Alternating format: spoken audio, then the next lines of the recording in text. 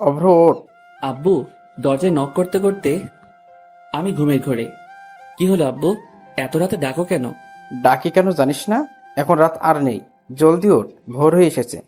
হুম, তো কি হয়েছে? আর তোর কি মনে নেই আজ যে তুই কলকাতা যাবি? সাথে সাথে আমি চিংড়ি মাছের মতো তিরিং করে উঠে বসলাম। আর আমার মাথায় এলো, আরে হ্যাঁ, আমায় তো আজ কলকাতায় যেতে হবে। আমি এবার জি জি জি আব্বু। আচ্ছা, ওঠে ফ্রেশ হয়ে নে। হুম, আর তুমি ঘুমিয়ে পড়ো। আচ্ছা। এটা বলেই আব্বু চলে গেল। আমি ফোনের স্ক্রিন লাইটটা অন করতে দেখি বাজে এখন 3:45 মতো, আর বাস আছে 4টায়। আমি তাড়াতাড়ি ফ্রেশ হয়ে আব্বুর সাথে দেখা করে বাসার বাইরে চলে এলাম। এখনো 5 মিনিট বাকি, তাই শীতলদার দোকানের সামনে গিয়ে শীতলদাকে রাগাবো বলে, শীতলদা, তুমি এত ভোরে দোকান খোলার মানে কি? কোথায় একটা এত সুন্দর ভাবি আছে, তাকে নিয়ে একটু রোমান্স করবা? তা না, দোকান খুলে বসে আছে। শীতলদা এবার বাইরে এসে তুই আর কি বুঝবি, বাপের হোটেলে খাস তো। বাপের হোটেলে খাই তো বটে, তার সাথে লেকচারও ফ্রিতে খেতে হয়। আচ্ছা, চা খাবি? হুম, মন্দ হয় না, দাও। আর সিগারেট? না দাদা, আমি ওসব খাওয়া ছেড়ে দিয়েছি। শীতলদা এবার খুব হেসে আমায় খিল্লি করে, ভূতের মুখে রাম নাম। থাম বড় ভাই, থাম। ওই তো, বিশ্বাস করো না? তা কোথায় যাচ্ছিস এত ভোরে? একটা ফ্রেন্ডের বাসা। ফ্রেন্ডের বাসা নাকি? কোনো মেয়ে নিয়ে পালানো প্ল্যান আছে? দেখ কি যে তুমি বলো না। ওয়েট, আমি চা আনছি। ওকে, এবার দেখি আমি যে বাসে যাব সেই বাসটা আসছে। সো আমি হাত তুলতেই শীতলদা, এই, চাটা তো খেয়ে যা। না না, বাস মিস হয়ে যাবে। এটা বলা মাত্রই বাসটা আমার সামনে এসে দাঁড়ালো। আমি বাসে উঠলাম আর একটা সিটে বসে পড়লাম। সাইডে একজন অবশ্য বসে আছে। আমি অতটা খেয়াল না করে বসে পড়লাম আর কানে ইয়ারফোন লাগিয়ে সিটে মাথাটা রাখলাম। ও হ্যাঁ, আমার পরিচয়টাই তো দেওয়া হয়নি। আমি হলাম অভ্র নীল। আমরা দুই ভাই। আমি হলাম বড় কর্তা, তবে নামেই আমি বড় কর্তা, বাট আমার থেকে ছোট কর্তা সব কাজেতে এক্সপার্ট। আর ভাবছেন আমার আব্বু কেন আমায় কষ্ট করে এত রাতে ডাকছিল? আম্মু তো ডাকতে পারতো। আরে ভাই, সবার কপালে আম্মু থাকে না। আজ থেকে 10 বছর আগে আমার আম্মু না ফেরার দেশে চলে গেছে আমাদেরকে ছেড়ে। ও হ্যাঁ, আমি এখন বেসিক করছি, মানে আব্বুর টাকা বরবাদ করছি। যা আমাদের রাজ্যের হাল মনে হয় না যে টিচিং করে টিচার হতে পারবো। তবুও আব্বুর শখ তাই করতে হচ্ছে। আমাদের তিনজন, মানে আব্বু, আমি আর আমার ছোট ভাই নিয়ে আমাদের ছোট্ট একটা সুখী পরিবার। আমরা দুই ভাই আব্বুর চোখে নয়নমণি, আব্বুর কলিজা। আমায় কলকাতা যেতে দিতেই চাইছিল না, অনেক কষ্টে মানিয়েছি। আসুন গল্পে ফেরা যাক। আমি এবার ব্যাগটা রাখার জন্য উঠলাম এবং সাইডে লাইট অন করার সুইচে হাত দিতেই কে যেন আমার পেটের কাছে একটা ছুরি রেখে, এই, একদম বাড়াবাড়ি করবেন না। যদি এতটুকু বাড়াবাড়ি করেছেন তো এখনই ঢুকিয়ে দেব। ভাই রে, ভয়েস শুনে তো মনে হচ্ছে একটা ইয়ং মেয়ের ভয়েস। আজকাল নাইটেও পকেট মারি হয় নাকি? শালা শুনেছিলাম পকেট মারা নাকি দিনেতেই বের হয়, বাট এখানে এখন, আল্লাহ আমায় বাঁচাও। আমি ব্যাগটা রেখে হাত দুটো উপরে তুলে নিলাম আর কাঁপতে কাঁপতে, দেখুন, আমি আপনাকে আমার সব দিয়ে দিচ্ছি, আমার মোবাইল, আমার পার্স, আমার ইয়ারফোন, আমার জামা প্যান্ট, বাট আমায় কিছু করবেন না। আমার মরতে যে অনেক ভয় লাগে। আমার এখনো বিয়ে হয়নি, বউয়ের সাথে বাসরাতও করা হয়নি। প্লিজ আমায় ছেড়ে দিন। পাশের সিটের পকেটমার মেয়েটা এবার খিলখিল করে হাসতে লাগলো। আবারও দেখি ছুরিটা খুঁচিয়ে, এই, আপনাকে কে পাঠিয়েছে বলুন, নয়তো এখানে আপনাকে প্রাণে মেরে ফেলবো। আমায় আবার কে পাঠাবে? আমি আমার বাসা থেকে আসছি। মেয়েটা এবার ভয়ে ভয়ে, দেখুন, মিথ্যা বলবেন না, আমি জানি আপনি আমায় মার্ডার করতে আসছেন। আমি এখন নিজের দিকেই তাকাচ্ছি আর ভাবছি, শালা নিজের মার্ডারের কথা শুনতে এত হাঁপিয়ে পড়ছি, আমি নাকি আবার অন্যের মার্ডার করতে আসবো। আমায় কি তাহলে কিলার ভাবছে নাকি? না না, আমি শুনেছিলাম এসব মেয়েরা নাকি ছলে বলে কৌশল করার জন্য অনেক কিছু কথা বলে। অব্র ভাই সবকিছু দিয়ে বাস থেকে নেমে পড়, তোর কলকাতা যাওয়া লাগবে না। যদি জীবন থাকে তো কলকাতা যাবি, বিয়ে করবি, আরো অনেক কিছু করবি। আমি এবার একটা হাত পিছনে নিয়ে গেলাম, আমার পার্সটা বের করে ওনাকে দেওয়ার জন্য। এটা উনি নোটিশ করতেই, খবরদার, একদম না। যা শালা, কি চাই তাহলে? হঠাৎ বাসটা একটা ঝাঁকুনি দিতেই মেয়েটার হাতের ছুরিটা নিচে পড়ে গেল, আর সাথে সাথে আমি সুযোগ পেয়ে মেয়েটার দুটো হাত ধরে নিলাম। শালা, আজ আর একে ছাড়বো না। আমি এবার রেগে, কি এবার বাসের সবাইকে ডেকে বলবো যে আপনি একজন পকেটমার? মেয়েটার হাত ছাড়ানোর চেষ্টা করতে করতে, প্লিজ আমায় ভুল ভাববেন না, আমি কোনো পকেট মার না। তো কি শুনি, চোর নাকি ডাকাত? মেয়েটা এবার রেগে, দেখুন, যা তা বলবেন না। উফ, একে তো দোষ করেছেন, আবার তার উপর বাটপারি। আমি এবার মেয়েটার মুখের দিকে নোটিশ করতেই দেখি একটা ওড়না দিয়ে মেয়েটার নিজের মুখটাকে ঢেকে রেখেছে। আমি এবার কড়া চোখে, কি রোহিঙ্গা নাকি মুখ ঢেকে রাখছেন এভাবে? আপনি কে যে আপনাকে বলতে যাব? হাত ছাড়ুন বলছি, নয়তো আপনি বাঁচবেন না কিন্তু। কেন বাঁচবো না? আপনি কি কসাই নাকি যে আমায় মেরে ফেলবেন? আমি এখনো দাঁড়িয়ে আছি ওর হাত দুটো ধরে। হঠাৎ বুঝতে পারলাম আমার গিয়ার বক্সের ফিউজ উড়িয়ে দিল কেউ। আমি আমার গিয়ার বক্সের দিকে লক্ষ্য করতেই দেখি মেয়েটা ক্যাপ করে আমার ওখানে একটা লাথি মেরেছে।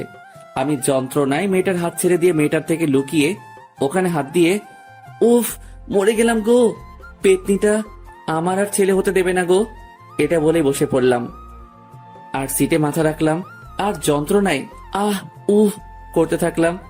অবশেষে হালকা একটু যন্ত্রণা কমলো।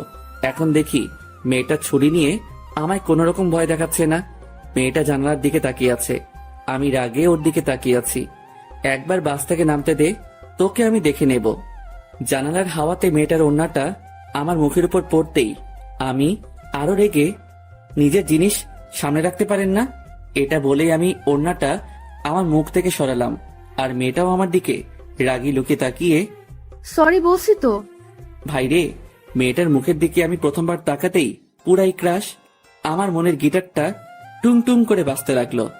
আহা, শালা একটা পকেট মার এত সুন্দরী হবে বলে আমি ভাবতেও পারিনি। ঘোলাটে দুটো চোখ, চোখের উপর নিচে কাজল মাখানো হালকা, নাকে একটা নাক ছাবি, আর দুটো গালে শুধু রাগের ছাপ। হাওয়াতে ওর চুলগুলো এবার আমার মুখের উপর পড়তে লাগলো। আমি তো পুরাই হারিয়ে গেলাম।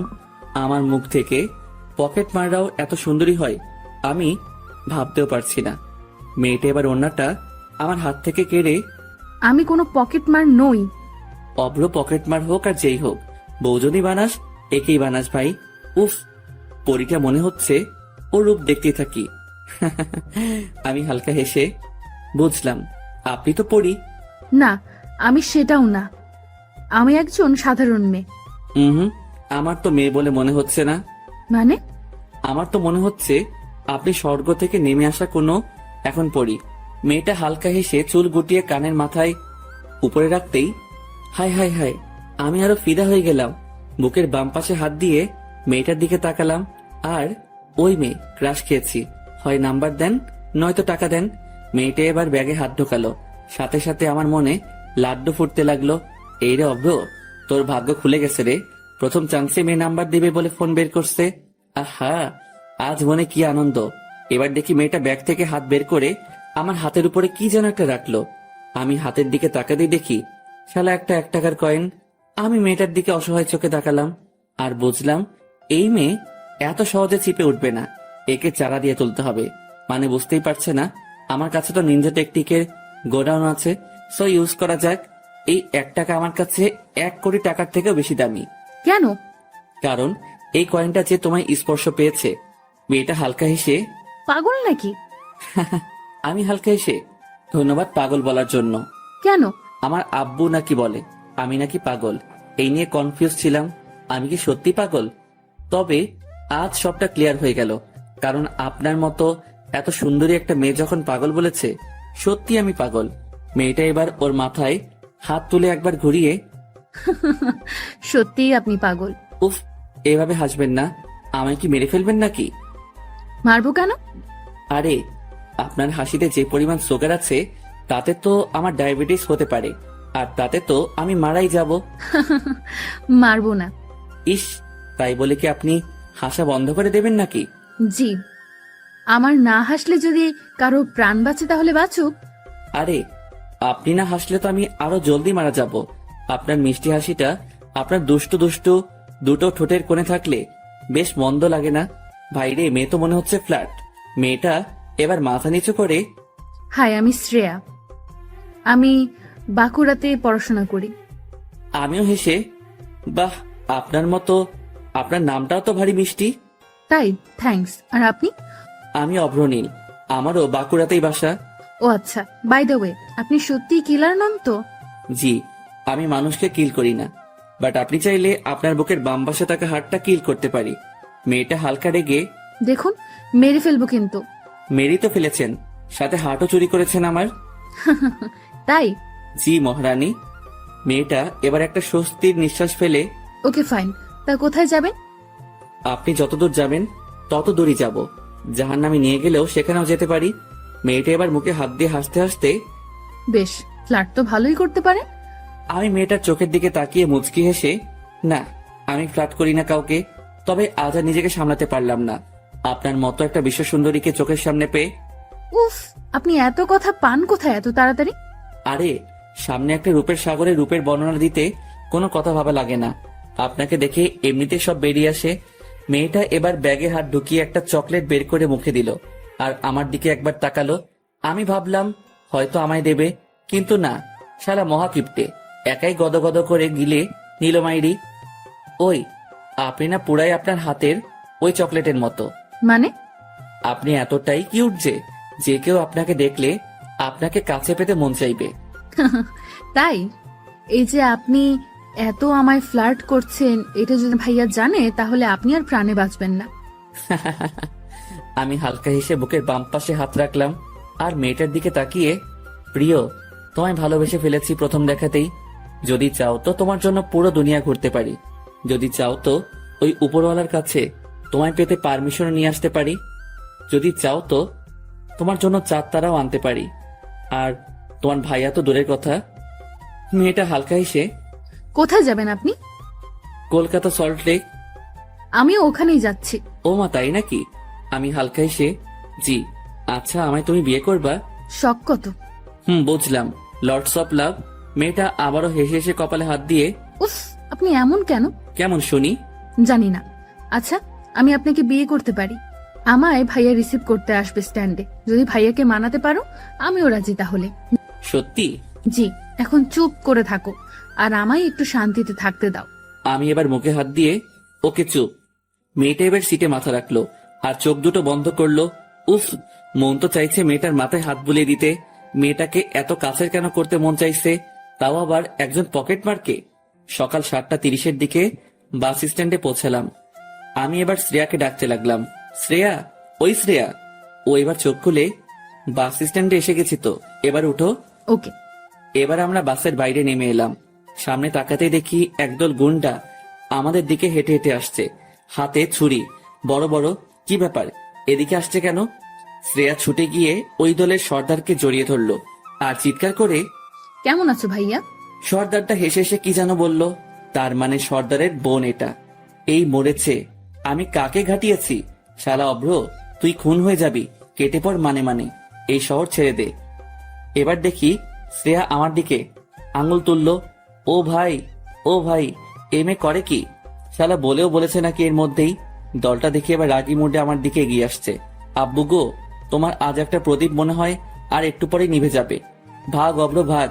আমি এবার দৌড় দিতে যাব, ঠিক তখনই ওই দলের সর্দার গম্ভীর হয়ে, এই ছেলে দাঁড়াও।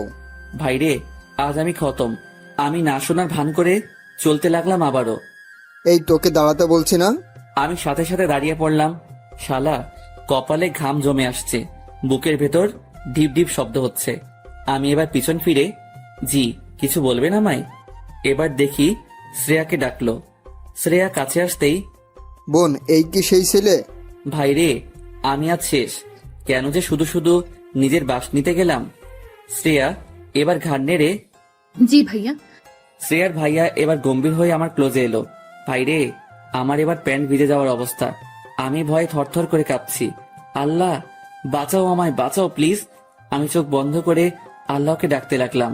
তারপরে বুঝলাম আমার কাঁধের উপরে হাত রেখেছে ওর ভাইয়া, মানে শ্রেয়ার বড় ভাই। এই কি রে, আমার ডান কাঁধে হাত রেখেছে, মানে আমার হাতটা কাটবে নাকি? অভ্র, নিজের দোষটা স্বীকার করে নে। যদি হাতটাকে বাঁচানোর ইচ্ছা আছে তো। তাই 2 হাত জোর করে ওর ভাইয়ার সামনে, প্লিজ আমার হাত কাটবেন না, আমি তো ভাত খেতে পারবো না, আর বাম হাত দিয়ে আমার ভাত খাওয়ার অভ্যাস নেই, প্লিজ। শ্রেয়ার ভাইয়া এবার মাথা চুলকাতে চুলকাতে, পাগলা নাকি তুই?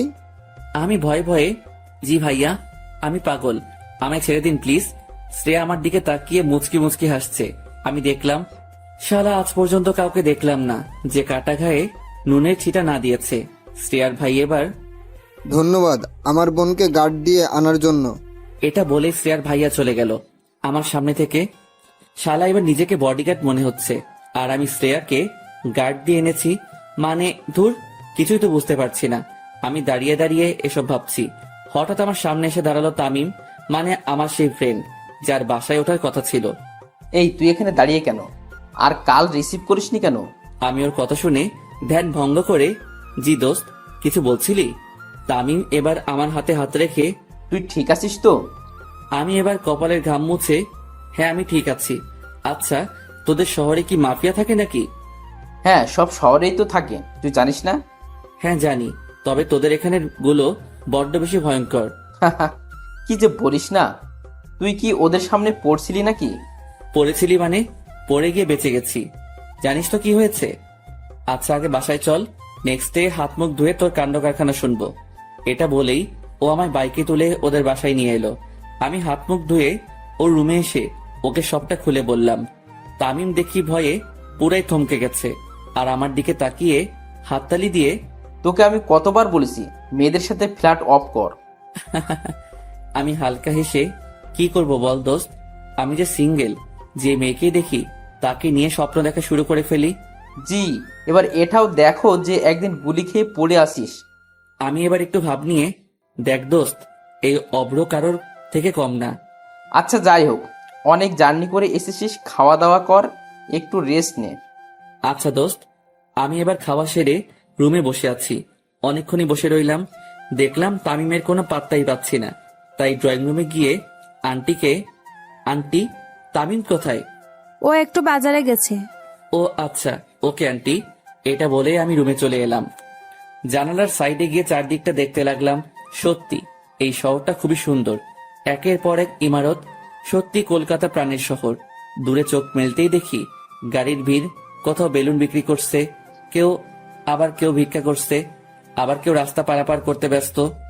দুপুরটাও কেটে গেল রুমের মধ্যেই। বিকেলের দিকে ছাদে গেলাম, তামিম আর আমি। তামিম বসে আছে একটা কর্নারে, আর আমি চারদিকটা ঘুরে দেখছি, বেশ ভালো লাগছে। হঠাৎ একটা ছাদের দিকে লক্ষ্য করতেই আমি দিশা হারিয়ে ফেললাম। আরে এ তো শ্রেয়া। সাথে সাথে আমি, তামিম, আমি নিচে গেলাম। কেন? আব্বে আমি গেলাম নিচে, তুই থাক এখানে। আরে কেন বলবি তো? ভাই বলার টাইম নেই, এটা বলেই আমি রুমে চলে এলাম। ভাই রে, বুকটা দূর দূর করে কাঁপছে। তার মানে শ্রেয়ার কি এখানে বাসা? তামিমও কিছুক্ষণ পর রুমে আসতেই, আচ্ছা তামিম, তোদের এই এলাকায় কি কোনো মাফিয়া থাকে? না তো, কেন? না, তাহলে ওই যার কথা বলছিলাম তার বোনকে দেখলাম অন্য একটা ছাদে, তাই আর কি। দূর বেটা, তুই একটু আজকাল বেশি দেখিস। হতে পারে। আমি এবার ড্রেস চেঞ্জ করে বাইরে এসে দাঁড়িয়ে আছি তামিমের জন্য। বেশ স্টাইল এবং ভাব ধরে পকেটে হাত গুজে হিরো আলমের মতো দাঁড়িয়ে রাস্তার দিকে তাকিয়ে আছি গেটের সামনে। সাইড থেকে কে যেন বলল, এক্সকিউজ মি। আমি সাইডে তাকাতেই দেখি, আরে এ তো শ্রেয়া। আমি সাথে সাথে মুখ ঘুরিয়ে নিলাম। শ্রেয়া এবার আমার সামনে এসে, আপনি সেই ছেলেটা না যার সাথে আমার বাসে মিট হয়েছিল? আরে কি যাতা বলছেন, আমি আপনাকে চিনি না। শ্রেয়া এবার আমার সামনে এসে, না, আপনি সেই ছেলেটাই। শ্রেয়া এবার আমার হাত ধরে হ্যান্ডশেক করে, থ্যাংক ইউ সো মাচ আমায় আমার গন্তব্যে পৌঁছে দেওয়ার জন্য। আমার পেছনে এই শহরের এক মাফিয়া লেগেছিল। খবর পেয়েছিলাম আমায় নাকি বাসে অ্যাটাক করবে, তাই আমি ভয়ে আপনার সাথে তখন ওরকম ব্যবহার করে ফেলেছিলাম। এটা বলে মেয়েটা কানে হাত দিয়ে, সরি ইয়ার। আমি এবার মেয়েটার দিকে তাকালাম। মেয়েটা সরি বলার কায়দাতেও একটা জাদু আছে। আমি হালকা হেসে, তার মানে আমাদের মধ্যে বাসে যা হয়েছে তা আপনি কিছুই বলেননি আপনার ভাইয়াকে? মেয়েটা এবার হালকা হেসে, বাচ্চা ধন, এবার পথে এসেছেন তাহলে, এবার তো বলে দেখতেই হবে। আর হ্যাঁ, তখন আমায় ছাদ থেকে দেখে নেমে গেলেন কেন? ভয় পেয়েছেন বুঝি? আমি এবার আরো একটু ভাব নিয়ে, যা কি যাতা বলছেন, আমি একটা স্মার্ট পোলা, আর আমি আবার ভয়? তাই নাকি? তাহলে এবার বাসে ঘটে যাওয়া ঘটনাটা ভাইকে বলতেই হচ্ছে দেখি। আমি সাথে সাথে ভয় চুপসে, প্লিজ ম্যাডাম, এরকম সর্বনাশ করবেন না, আমি এখনো বাঁচতে চাই। ও মা, আপনি যে বাসে বললেন আমায় পেতে নাকি আপনি মরতেও রাজি আছেন। আমি আবারও একটু ভাব নিয়ে, সে আলাদা ব্যাপার। বেশি ব্যাপার করলে না পেপে দিয়ে চেপে দেব। আরে এই মেয়ে তো দেখি বড় শেয়ানা। আচ্ছা, আমি একটু বাইরে যাব, সো আপনি এখন আসতে পারেন। আসতে পারি মানে আমার সাথে এখন তুইও যাবি? কোথায় আর কেন? মার্কেটে। আর কেন মানে? আজ থেকে তুই আমার বডিগার্ড। ও হ্যালো, আমি এখানে ঘুরতে এসেছি, কারোর বডিগার্ড হতে না। সাথে সাথে মেয়েটা আমার দিকে আঙুল তুলে, তাহলে গিয়ে বলি আমার ভাইয়াকে বাসে ঘটে যাওয়া ঘটনাটা। মানে কি, আমায় কিন্তু ব্ল্যাকমেইল করা হচ্ছে। তাতে ক্ষতি কি? দেখুন, আমি কিন্তু পুলিশে কমপ্লেন করব। আমার ভাইয়া সামলে নেবে। কেন, আপনার ভাই কি উকিল নাকি? জি, সব আমার ভাইয়া। এ শহরে ওনার কথাই চলে। আমি এবার আরো বেশি ভয় পেয়ে, আচ্ছা এখন বলুন আমি কি করতে হবে? চল ড্রাইভ কর। স্লিম চলবে, ভালোই ড্রাইভ করা যাবে। মেয়েটা এবার রেগে, ও হ্যালো, আমি গাড়ির কথা বলছি। আমিও হালকা হেসে মেয়েটার দিকে তাকিয়ে, বেশ ভালো গাড়িটা। মেয়েটা এবার আমার হাতে চাবিকাঠি তুলে, ওই যে গাড়িটা আছে ওইটা আমার, যান নিয়ে আসেন। আমি মেয়েটার দিকে তাকিয়ে রেগে, আমি কিন্তু ড্রাইভার না, এটা বলেই আমি মেয়েটার থেকে দূরে আসবো। ঠিক তখনই মেয়েটা আমার পেটের কাছে পিস্তল রেখে, এবার বল যাবি কিনা। আমি এবার ভয়ে হেসে হেসে, আমি যাচ্ছি, এই যাচ্ছি, এটা বলে এগোতে যাব। ঠিক তখনই তামিম বাসা থেকে বেরিয়ে, কিরে কই যাস? আমি তামিমের দিকে অসহায় চোখে তাকিয়ে, ভাই তুই আমায় বাঁচা। তামিম এবার আমার কাছে এসে, কি হয়েছে? ভাই এই মেয়ে। সাথে সাথে মেয়েটা পিছন থেকে পিস্তলটা দেখালো আর শুট করার ইশারা করলো। আমি এতে ভয় পেয়ে, না দোস্ত কিছু না, আজ না অন্যদিন বের হব, আজ একটু আমার ফ্রেন্ডের সাথে বের হব। তামিম এবার মেয়েটার দিকে তাকাতেই শক্ট খেয়ে, তুই পাগল নাকি? মাফিয়ার বোনের সাথে বের হবি? ভাই হাতি পাকে পড়লে যেমন মশাও লাথি মারে, ঠিক তেমন আমার অবস্থা হয়েছে এখন। মেয়েটা এবার আমাদের কাছে এসে, ওই অব্র, চলেন, আমার একটু তাড়া আছে। এটা বলেই আমার হাত ধরে গট গট করে গাড়ির কাছে নিয়ে চলে গেল। আমি নিরুপায় হয়ে ড্রাইভিং সিটে বসলাম, মেয়েটা সাইডে বসলো, আর আমি গাড়ি স্টার্ট দিলাম। এখন অন দা ওয়ে। আমি মেয়েটার দিকে তাকিয়ে, আচ্ছা আপনাকে একটা কথা বলবো? বলুন। আপনি কি সত্যি এমন, নাকি না বাইরের আগের পিছনে একটা ভালো মনের মানুষ লুকিয়ে আছে? মেয়েটা এবার আমার দিকে কড়া চোখে তাকিয়ে, সেটা আপনার জেনে লাভ কি? আমি এবার হালকা হেসে, যতই হোক আমি তো আপনার ফিউচার হাজবেন্ড। সাথে সাথে মেয়েটা আমার দিকে পিস্তল তুলে, গুলি মেরে খুলি উড়িয়ে দেব। আরে কুল, এটা করলে যে আপনি আম্মু হতে পারবেন না। দেখুন, ভালো হচ্ছে না, কিন্তু আপনি আমার প্রাণ বাঁচিয়েছেন, তাই আপনাকে ছাড়তে বাধ্য হচ্ছি। আমার ব্যাকগ্রাউন্ড জানেন না, আজ পর্যন্ত 20টার বেশি খুন করেছি। এবার আমি একটু শান্তি পেলাম, কারণ মেয়েটা আমায় মারবে না, সো একটু বেশি করে মজা করা যেতেই পারে। তাই আমি আরো করবেন। কত ছেলের মন যে আপনি আপনার রূপের পিস্তল দিয়ে খুন করেছেন, সেটা তো আপনাকে দেখেই বোঝা যাচ্ছে। মেয়েটা পিস্তলের নলটা আমার মুখে ঢুকিয়ে দিয়ে, দেব ট্রিগারটা চেপে। আমি ভয় না পেয়ে শ্রেয়ার দিকে তাকালাম, আর মিটিমিটি চোখে তাকাতেই ও দেখি পিস্তল সরিয়ে ওর সিটে গিয়ে বসলো। শ্রেয়া এবার আমার দিকে তাকিয়ে হালকা হেসে, আচ্ছা, আপনার ভয় করে না মৃত্যুকে? জি ভয় করে অনেক, তবে আপনার হাতে মরতে আমার এতটুকু ভয় করবে না। তাই নাকি? এভাবে কত মেয়েকে নিচের জালে ফাঁসিয়েছেন শুনি। কাউকে ফাঁসাতে পারিনি, তবে আপনাকে ফাঁসাতে পারি যদি আপনি পারমিশন দেন। মেয়েটা রাগের লোকে আমার দিকে তাকালো আর কপালে হাত দিয়ে, ভাগ্যিস তুমি আমার জান বাঁচিয়েছো, নয়তো এখনই। আচ্ছা বাদ দেন, কই যাবেন বলুন? সামনে একটা মল আছে, ওখানে। ওর কথা মতো মলে দাঁড়ালাম এবং ভেতরে ঢুকলাম। উফ, সব মেয়েগুলো পুরাই আগুন। কার দিকে তাকাবো, কারোর দিকে না তাকিয়ে থাকবো, কিছুই বুঝতে পারছি না। তাই আমি একটা জায়গায় গিয়ে দাঁড়িয়ে শুধু মেয়েদের দেখতে লাগলাম। কিছু মেয়ে আমায় পাগল ভেবে হাসতে হাসতে আমার সামনে থেকে চলে যাচ্ছে, আমিও তাদের দেখে হাসছি। শ্রেয়া কোথা থেকে এসে যেন আমার বাম হাতটা ধরে আমার পেটে একটা কিল বসিয়ে দিল আর চোখের দিকে দুটো আঙ্গুল বাড়িয়ে, এখানে আপনাকে মেয়ে দেখানোর জন্য নিয়ে আসা হয়নি। আমি পেটে হাত দিয়ে, ওকে চলুন। উফ, শান্তি মতো দুটো মেয়েও দেখতে পারবো না। মেয়েটা গম্ভীর হয়ে আবারও, আমার সাথে সাথে থাকবেন, আমায় ছেড়ে কোথাও যাবেন না, আমার ক্ষতি হতে পারে। আমি এবার আমার একটু সরল মনে ভাবলাম, না, মেয়েটার সাথে থাকা দরকার, কারণ সত্যি ওর যদি কোনো ক্ষতি হয়। শ্রেয়া এখন ড্রেস চুজ করছে আর একটা ড্রেস নিয়ে ট্রায়াল রুমের দিকে এগোচ্ছে। আমিও পিছনে পিছনে গেলাম। শ্রেয়া ট্রায়াল রুমে ঢুকলো, তখনই আমার মাথায় এলো যদি ভিতরে কোনো ক্ষতি হয় ওর। তাই আমি ট্রায়াল রুমের দরজাটা বন্ধ না করতে দিয়ে, ওয়েট, এটা বলেই আমিও ভিতরে ঢুকে গেলাম এবং দরজা বন্ধ করে হাত গুটিয়ে দাঁড়িয়ে রইলাম। শ্রেয়া দেখি আমার দিকে খুব রেগে তাকিয়ে আছে। আমি এবার মাথা চুলকাতে চুলকাতে, কি হলো, চেঞ্জ করুন। শ্রেয়া আমার দিকে তাকিয়ে, আর ইউ ম্যাড? নো। আরে চেঞ্জ করবেন তো নাকি? আমি আপনার সামনে। হ্যাঁ, আপনাকে তো আমি গার্ড দিচ্ছি। মেয়েটা কি করবে না করবে ভেবে পাচ্ছে না, তাই আমার সামনে এলো। আমার শার্টের কলারটা ধরে, তুই আমার বর না যে ট্রায়াল রুমে তোকে নিয়ে রোম্যান্স করব, যা বের হ।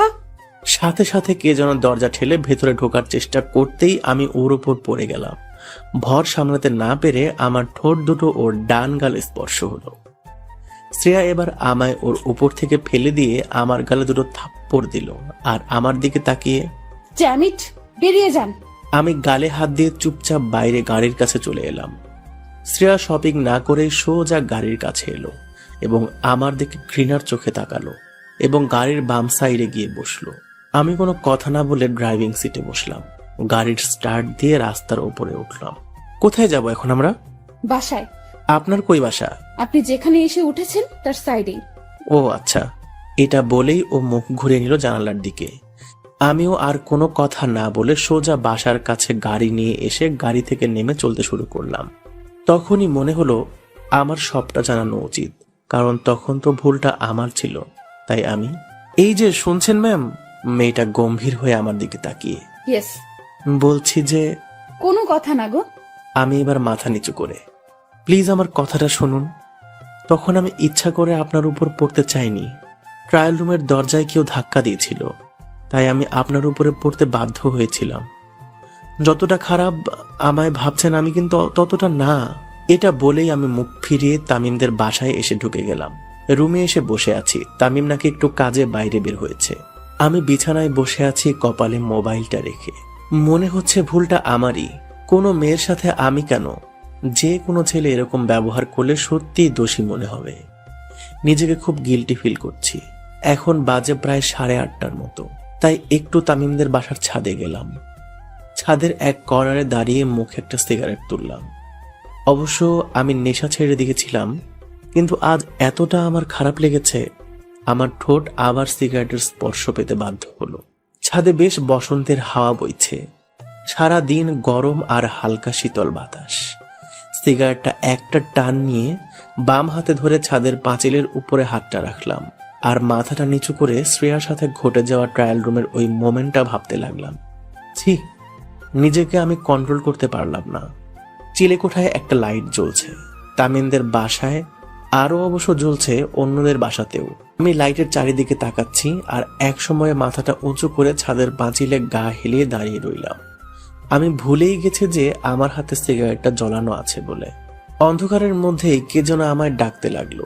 আমি বুঝতে পারলাম না কে আমায় ডাকছে এই টাইমে। আমি কোনো রকম মনোযোগ না দিয়ে চুপচাপ দাঁড়িয়ে রইলাম কিছুক্ষণ। একসময় আমি চাঁদের দিকে তাকিয়ে আছি এবং চাঁদের রূপ দেখছি।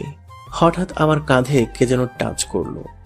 আমি মাথা ঘোরাতে দেখলাম শ্রেয়া আমার কাঁধে হাত রেখে আমার দিকে তাকিয়ে আছে, কেমন একটা দৃষ্টিতে যেন। আমি মাথা নিচু করে, আপনি এখানে? শ্রেয়া এবার হাত দুটো গুটিয়ে ঠোঁটের উপর ঠোঁট চেপে, জি, কোনো সমস্যা? আরে সমস্যা কেন হবে, আপনাদের এলাকা। আমি বলতে চেয়েছি তামিমদের বাসায় আপনি একা এসেছেন, তাও আন্টি কিছু বলেনি আপনাকে আসতে দেখে? জি না, আমি তো এখানেই থাকি, তাহলে আমায় কেন কেউ কিছু বলবে?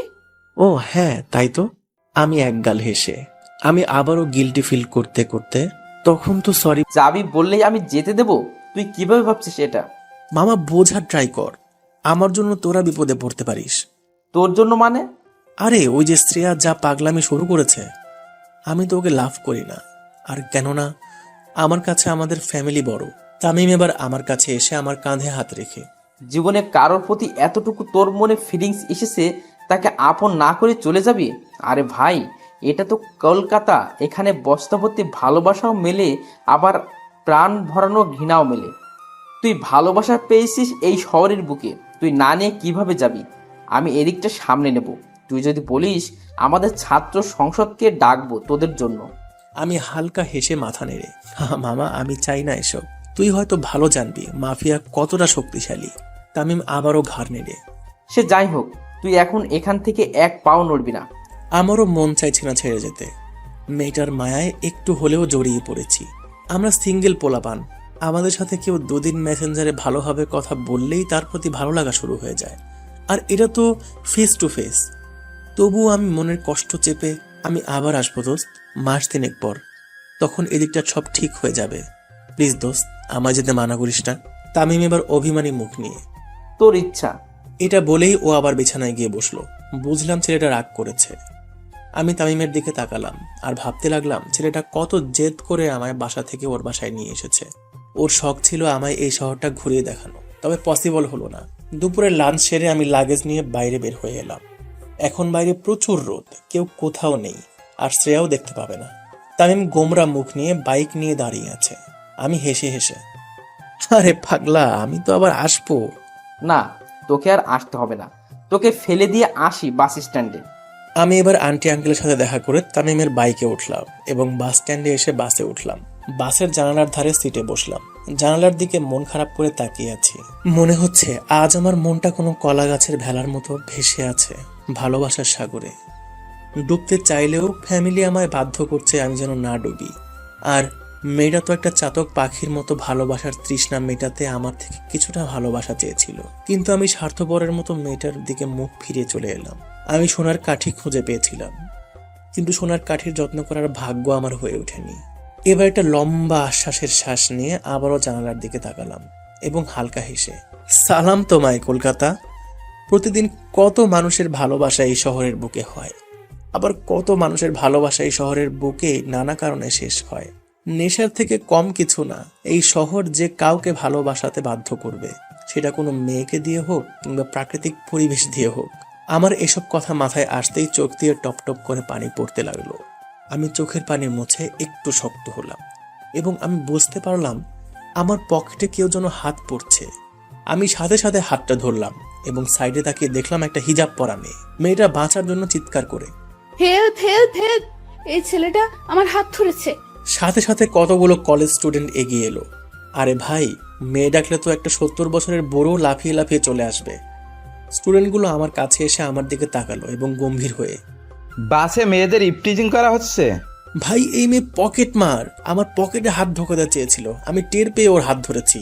এবার একটা স্টুডেন্ট এলো, বেশ স্টাইলিশ, চুলে কালার করা। সে এগিয়ে এসে বলল, আরে ভাই, এটা পসিবল না, একটা হিজাব পরা মেয়ে কখনো এরকম কাজ করতে পারে না। আমি এবার রেগে গেলাম এবং ওদের দিকে তাকিয়ে, ভাই চরিত্র হিজাবে বোঝা যায় না, হিজাব তো মিয়া খলিফাও পরে। সবাই আমার কথা শুনে চমকে গেল। আমি আরো রেগে মেয়েটার দিকে তাকিয়ে, সত্যিটা বলুন নাকি এখনই থানায় গিয়ে কমপ্লেন করবো আপনার নামে। মেয়েটা এবার ভয়ে ভয়ে। জি জি। এবার একটা বাস স্টপ আসতেই মেয়েটা আমার জোর করে হাত ছাড়িয়ে নেমে গেল। আমি আর কিছু না বলে চুপচাপ বসেই রইলাম এবং খুব সজাগ হলাম, আবার যদি পকেট মারে কেউ।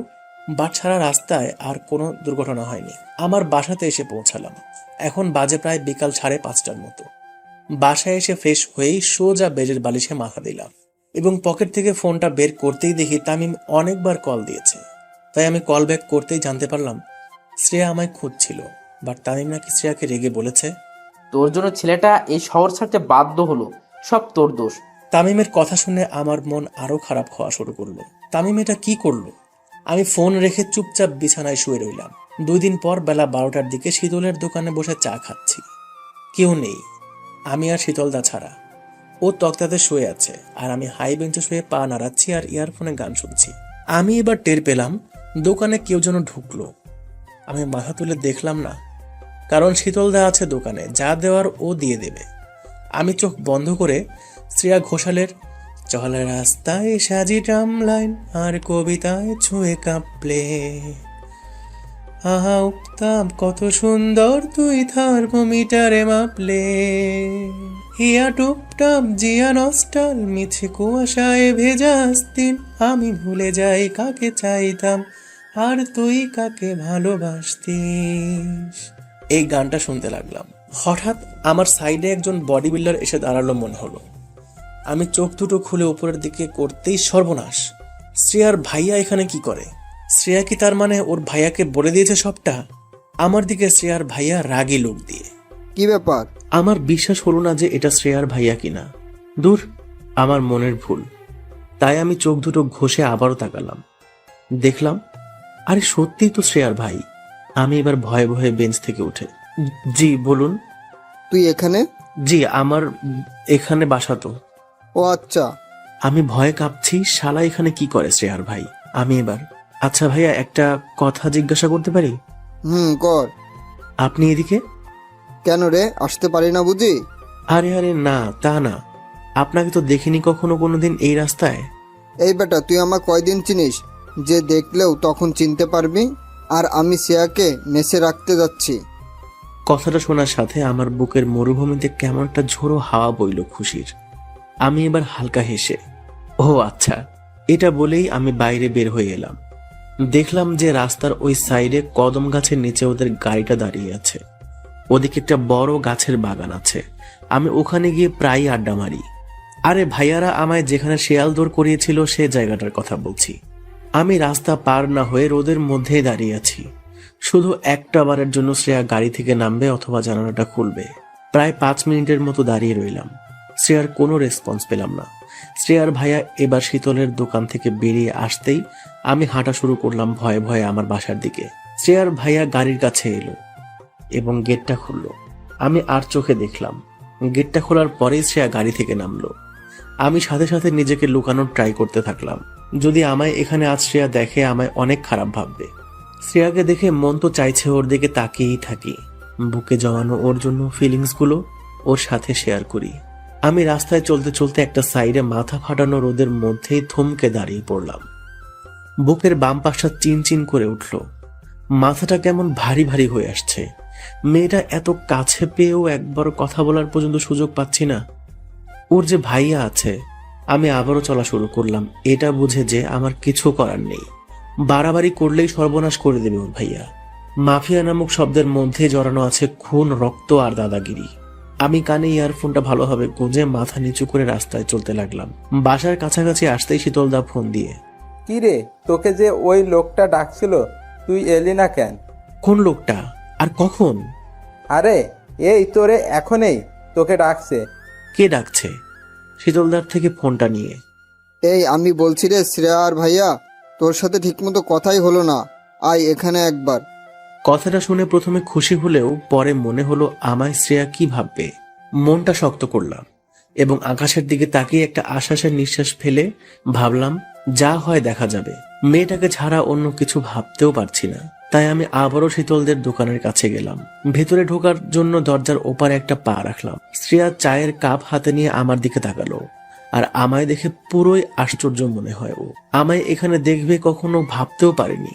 হয়তো এখন ওর দু চোখকে বিশ্বাস করতে পারছে না। আমার দিকে একভাবে তাকিয়ে আছে। আমি মাথা নিচু করে ভাইয়ার কাছে গিয়ে, জি ভাইয়া বলুন। কিরে, কেমন আছিস? জি ভাইয়া ভালো, আপনি? এই তো ভালোই আছি। সেদিনের জন্য অনেক ধন্যবাদ। তুই না থাকলে না জানি আমার বোনের কি হতো। আমি হালকা হেসে শ্রেয়ার দিকে তাকিয়ে, আরে ধন্যবাদ দেওয়া লাগবে না ভাইয়া, এটা তো আমার কর্তব্য। শ্রেয়ার ভাইয়া এবার শীতলকে টাকা দেওয়ার জন্য পিছনের পকেটে হাত দিতেই, এই রে, গাড়িতে পাস রয়ে গেছে। আমি এবার বলতে যাচ্ছিলাম যে শীতলদা আমি দিয়ে দিব। জিভের কাছে কথাটা এলেও আমি আটকে নিলাম এই কারণেই, দুটো কথা তো শ্রেয়ার সঙ্গে বলতে পারবো। শ্রেয়ার ভাইয়া এবার উঠে পার্স আনার জন্য গাড়ির কাছে যেতে লাগলো। শ্রেয়া আমার দিকে তাকালো এবং রাগে চায়ের কাপটা আমার দিকে ছুড়ে দিল। শীতলদা দেখে অবাক হয়ে গেল। আমি শীতলদাকে থামতে বললাম, আমি শ্রেয়াকে কষ্ট দিয়েছি অনেক, তাই হয়তো আজ আমায় রাগ দেখাচ্ছে। আমি মাথা নিচু করে রইলাম।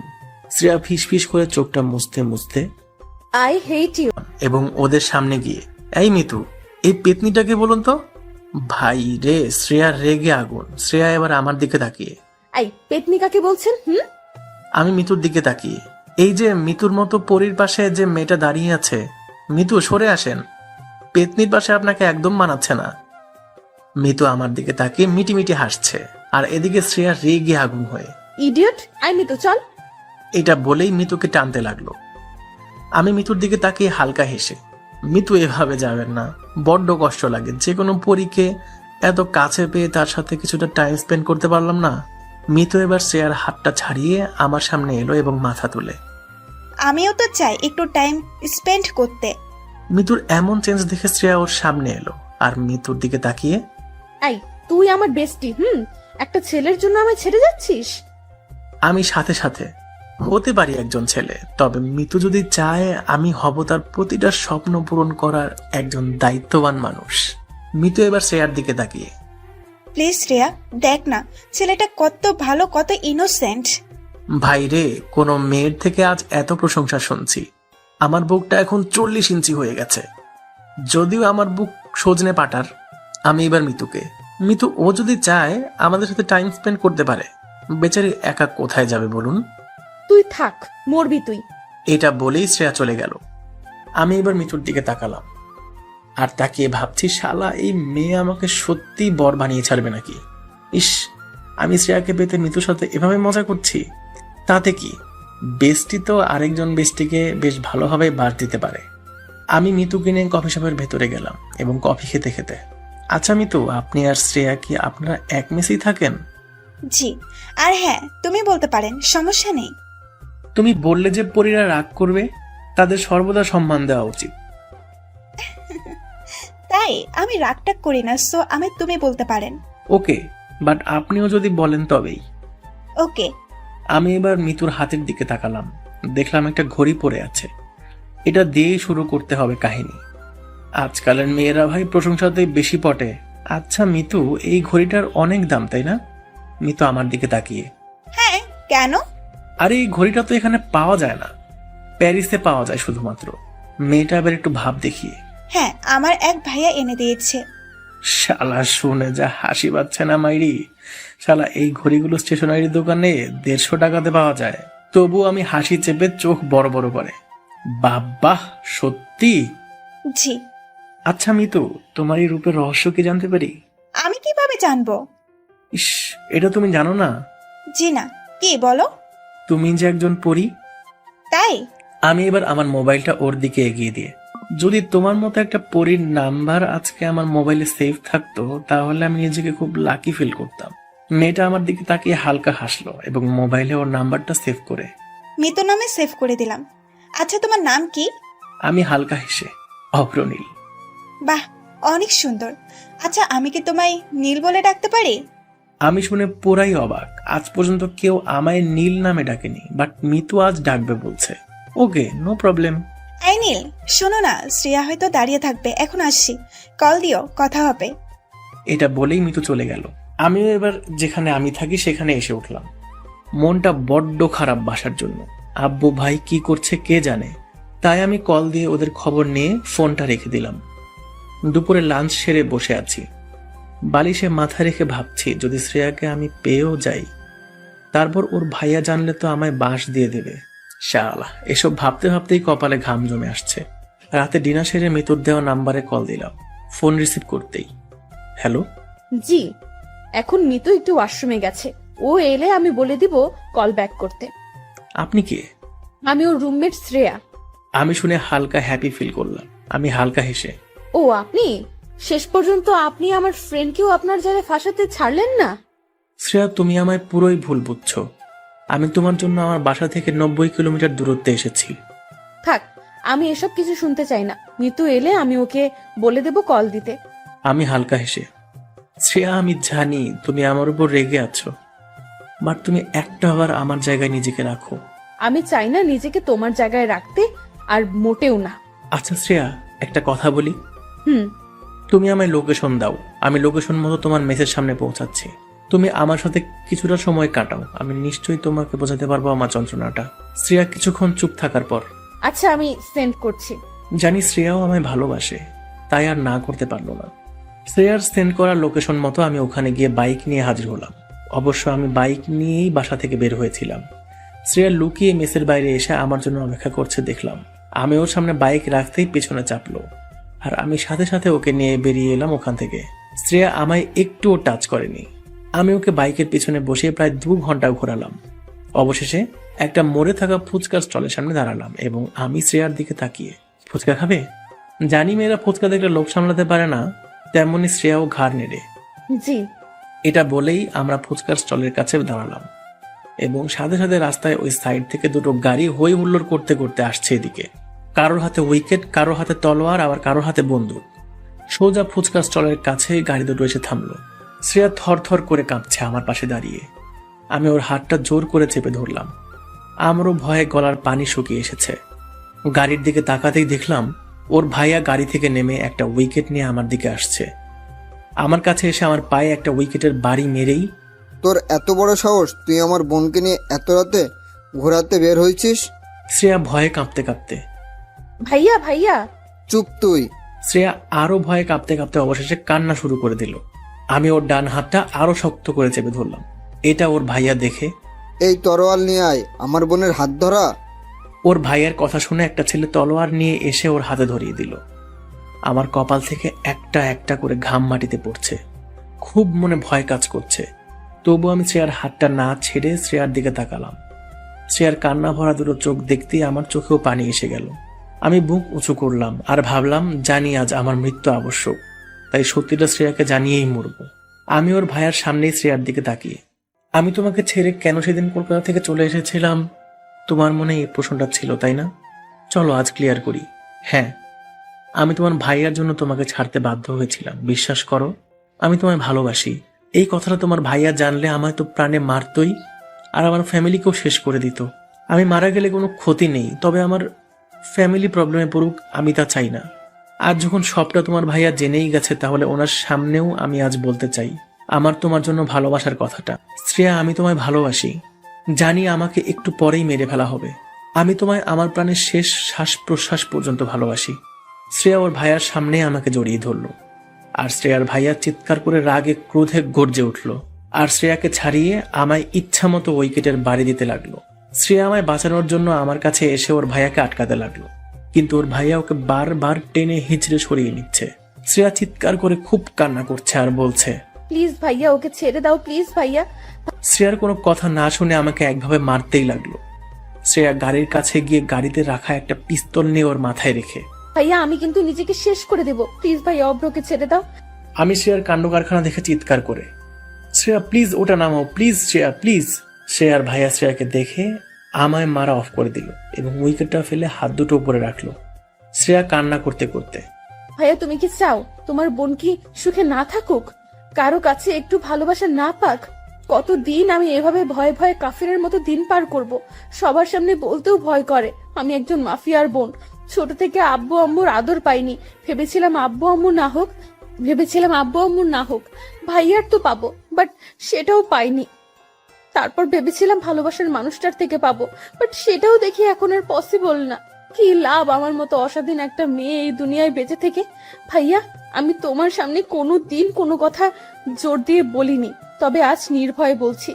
এটা বলেই আমার দিকে বাম হাতের তর্জনী আঙুলটা তুললো এবং আমায় দেখিয়ে, ভালোবাসি আমি ভাইয়া, ওই ছেলেটাকে আমি বড্ড ভালোবাসি। আমি ওকে না পেলে আমি নিজেকে শেষ করে দিব। ওর ভাইয়া শ্রেয়াকে থামানোর জন্য, আচ্ছা আচ্ছা, আমি সব মানতে রাজি, বাট তুই আমার মাথা থেকে পিস্তলটা নামা। আমার মা, তুই একমাত্র আমার বোন, তোর সব কথা মানতে আমি রাজি আছি। এটা শুনে শ্রেয়া কিছুটা খুশি হলো এবং ওর ভাইয়ার দিকে এগিয়ে আসতে লাগলো। হঠাৎ এগিয়ে আসতে আসতে ও মাটিতে লুটিয়ে পড়লো। বুঝলাম শ্রেয়ার ভাইয়া শত্রুপক্ষের যে কোনো একজনের লোক সাইলেন্সার লাগিয়ে গুলি চালিয়েছে শ্রেয়ার উপর। শ্রেয়া ওভাবে লুটিয়ে পড়ার পর শ্রেয়ার ভাইয়া তর্জন গর্জন করে, এই তোরা দেখ কে আছে চারপাশে। এটা বলেই শ্রেয়ার ভাইয়া শ্রেয়ার কাছে গিয়ে বসে ওর মাথাটা কোলে তুলে গাল চাপড়াতে চাপড়াতে, শ্রেয়া, এই শ্রেয়া, কিরে? আমি পায়ের ব্যথায় উঠতে পারছি না। এখন আমি তবুও লুটিয়ে লুটিয়ে শ্রেয়ার কাছে গেলাম। আমি শ্রেয়ার মুখের দিকে তাকাতে পারছি না। আমার বুকে শ্রেয়াকে হারানোর ভয় হাহাকার করতে লাগলো। আমি ওর সামনে ঝুঁকে, শ্রেয়া কি হলো, চোখ খোলো। আমি ওর গালে হাত দিয়ে নাড়াতে নাড়াতে, কি হলো, কথা বলছো না কেন? ও ভাইয়া, আর এক মুহূর্ত দেরি না করে ওকে গাড়িতে তুলল। আমি মাটিতে লুটিয়ে পড়ে আছি, দাঁড়াতে পারছি না। যতবারই হাত দিয়ে নিজেকে তোলার চেষ্টা করছি ততবারই আমি ব্যর্থ হচ্ছি। বুকের ভেতরে কলিজাটা মনে হচ্ছে এই বের হয়ে আসবে, এতটা শ্রেয়ার জন্য কষ্ট পাচ্ছি। চোখ দিয়ে পানি ঝরছে আর আমি শ্রেয়াকে যে গাড়িতে তোলা হয়েছে আমি ওই গাড়িটার দিকে তাকিয়ে আছি আর প্রার্থনা করছি, হে উপরওয়ালা, আমার ভালোবাসার মানুষরা যেন কিছু না হয়। তুমি চাইলে আমার আয়ু কেটে ওকে দিও, তবুও ওর কিছু ক্ষতি করো না প্লিজ। আমি এগোতে চাইছি হাত মুড়ে মাটির সাথে, আমি তাও পারছি না, কারণ আমার শরীরটা এখন অবশ হয়ে এসেছে। মাথাটা কেমন ঘুরতে লাগলো। আমি এবার চিৎকার করে, শ্রেয়া, তোমার কিছু হবে না, আমি তোমার পাশে আছি। এটা বলেই আমার মুখ থুবড়িকে মাটিতে আমার মাথা পড়ে রইল। ওদিকে শ্রেয়ার ভাইয়া গাড়ির সিটে চেপে স্টার্ট দিয়েছে এবং আমার দিকে একবার তাকিয়ে একজন ওর দলের ছেলেকে, এই একেও তুলে নিয়ে আয়। এটা বলেই ওর ভাইয়া চলে গেল। আমি শুনতে পেলাম শ্রেয়ার ভাইয়ার কথাটা, বাট আমি মুখ তুলে দেখতে পারলাম না। আমি ব্যথা পেতেই সেন্সলেস হয়ে গেলাম। দীর্ঘ 4 ঘন্টা পর আমি চোখ খুললাম হসপিটালের একটা বেডে। আমি চোখ খুলে শ্রেয়াকে খুঁজতে লাগলাম চারিদিকে তাকিয়ে। আমি কাউকে আমার সাইডে দেখতে না পাওয়ায় সাইড দিয়ে চলে যাওয়া এক নার্সকে, ম্যাম এদিকে একটু শুনবেন। নার্সটা আমার কাছে এসে, জি বলুন। আমার সাথে আর একজন মেয়ে অ্যাডমিট হয়েছে, কাইন্ডলি বলবেন এখন সে কত নাম্বার বেডে আছে? কিছুক্ষণ বলতে ওই রাত 12টার দিকে অ্যাডমিট হয়েছে, তাই না? জি। Sorry sir, it's private. ওনার বাসার লোক আমাদের এটা বলতে বারণ করে দিয়েছে কাউকে। আমি নার্সটার দিকে তাকিয়ে অনুরোধ করে, প্লিজ ম্যাম আমায় বলুন প্লিজ, আমার দেখা করা জরুরি ওই মেয়েটার সাথে। Sorry sir, it's not possible. এটা শুনতেই আমার দুটো চোখের সাইড দিয়ে পানি বের হতে লাগলো। নার্সটা আমায় এমন অবস্থায় দেখে, আর ইউ ওকে? আমি হালকা হেসে, কিভাবে ওকে থাকবো বলুন, ভালোবাসার মানুষটাকে ছাড়া কি ভালো থাকা যায়? নার্সটা এবার নিজের আঙ্গুল ঘষতে ঘষতে, মানে যে অ্যাডমিট হয়েছে আপনি তার লাভার? জি ম্যাম, প্লিজ ম্যাম একটা বার দেখতে চাই। বাট আমরা তো বলতে পারবো না। প্লিজ ম্যাম, আপনি যদি কখনো কাউকে ভালোবেসে থাকেন তো এর পেনটা আপনি শিওর ফিল করবেন। নার্সটা এবার মাথা নিচু করে আমার দিকে তাকালো। ওকে, বাট এটা যদি জানাজানি হয় তাহলে আমার জীবন পর্যন্ত যেতে পারে। শুনেছি নাকি ওই মেয়েকে যে নিয়ে এসেছিল সে বড় এক মাস্তান মাফিয়া। ম্যাম আই প্রমিস, আপনি আর আমি ছাড়া এই কথাটা কেউ জানবে না। Okay, room number 22। Okay ma'am, thanks. নার্সটা আর কোনো কথা না বলে চলে গেল। আমি এবার নিচে নামতে যাব, ঠিক তখনই আমার পায়ে ব্যথা অনুভব করলাম এবং বুঝলাম আমার দুটো পায়ে ব্যান্ডেজ করা আছে। আমি চাইলেও যেতে পারবো না। আমি আবারও বালিশে মাথা রেখে শুয়ে পড়লাম আর ভাবতে লাগলাম, কেন আমি শ্রেয়াকে বিপদের মুখে ঠেলে দিলাম। আমি রাতে ওকে নিয়ে যদি না বের হতাম তাহলে আজও এই বিপদের সম্মুখীন হতো না। কেন আমি বের হলাম? আমি দোষী, আমি দোষী। হ্যাঁ হ্যাঁ হ্যাঁ, অব্র তুই দোষী, অনেক বড় দোষী। আমি পকেট থেকে মোবাইলটা বের করলাম এই ভেবে যদি শ্রেয়ার ফ্রেন্ড মিতু ওর সাথে থাকে, কারণ ফিমেল ওয়ার্ডে কোনো মেল সাথে থাকা অ্যালাউ করে না। তাই আমি ফোনটা বের করে মিতুর নাম্বারে কল দিলাম। ও লুকিয়ে কলটা রিসিভ করে চুপি চুপি। হ্যাঁ বলো। আমি নিজেকে আর শান্ত না রাখতে পেরে, মিতু, শ্রেয়া কেমন আছে? মিতুও কান্নার আওয়াজ নিয়ে, ভালো নেই, সিরিয়াস অবস্থা। ও আচ্ছা, তুমি কি ওর কাছেই আছো? হ্যাঁ। একবার ভিডিওটা অন করবা প্লিজ। ওকে। মিতু এবার ভিডিওটা অন করলো আর আমার দু চোখ ভেজা দেখে, এই কান্না করছো কেন? কি করব বলো, আমার জন্য তোমার ফ্রেন্ডের আজ এই অবস্থা, সবটার মূল দায়ী আমি। মিতু এবার আমার দিকে তাকিয়ে, অফরো, আমি জানি তুমি শ্রেয়াকে কতখানি ভালোবাসো। ও আমি সবটা খুলে বলেছিল। এখন যদি তুমি ভেঙে পড়ো তাহলে কিভাবে চলবে বলো? আমি চোখের পানি মুছে, মিতু একবার ব্যাক ক্যামেরাটা অন করে শ্রেয়াকে দেখাবে প্লিজ। মিতু আমার কথা মতো ব্যাক ক্যামেরা অন করতেই আমার চোখে আবারও পানি চলে এলো। মেয়েটার মুখে অক্সিজেন মাস্ক, একটা কাঁচের ঘরে আছে, মানে আইসিইউতে। মেয়েটার দিকে আমি তাকাতে পারছি না একদম, তাকালেই কেমন নিজেকে বড্ড দোষী মনে হচ্ছে। আমি মাথাটা উপরে রেখে একটা লম্বা শ্বাস নিয়ে কপালে হাত দিলাম। বুঝলাম কপালে ঘাম জমে এসেছে আর আমি কাঁপতে কাঁপতে চুপি চুপি, খুব ভালোবাসি তোমায় পাগলি, তোমায়। মন চাইছে একটাবার তোমার কোলে মাথা রেখে অনেক অনেক অনেক কান্না করি। তোমার আমার ভালোবাসার সফলতা তো তোমার মাঝেই আছে। তোমার নামেই এখন আমার প্রতিটা হার্টবিট চলছে। বিশ্বাস করো শ্রেয়া, আমি তোমায় ছেড়ে একা একা আর থাকতে পারছি না। প্লিজ, তোমায় আমি কাছে পেতে চাই। I love you Shreya. I want touch your hearts and your any happiness, your any feelings.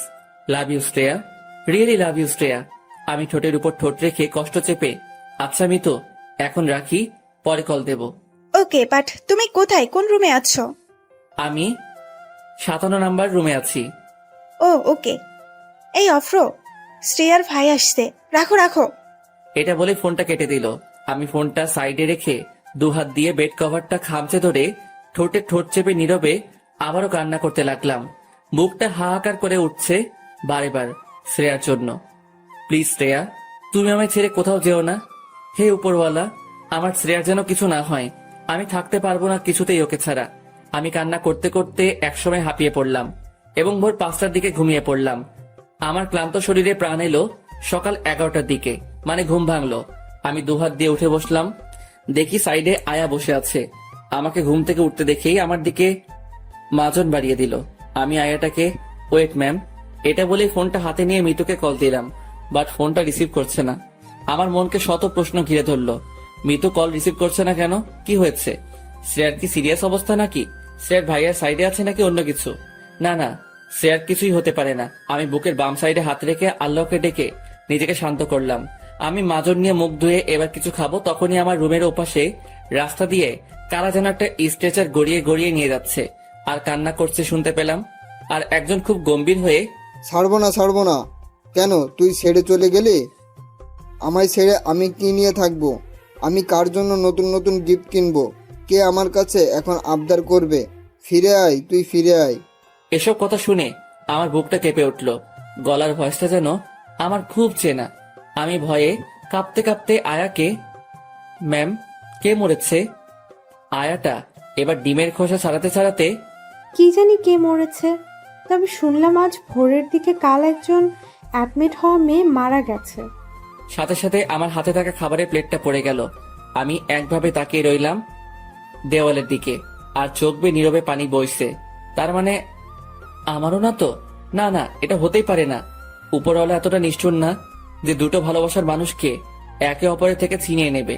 আমি পাগলের মতো ফোনটা নিয়ে মিতুকে বারবার কল দিচ্ছি। একসময় ও ফোনটা রিসিভ করতেই ও খুব কান্না জুড়ে দিল। হ্যালো।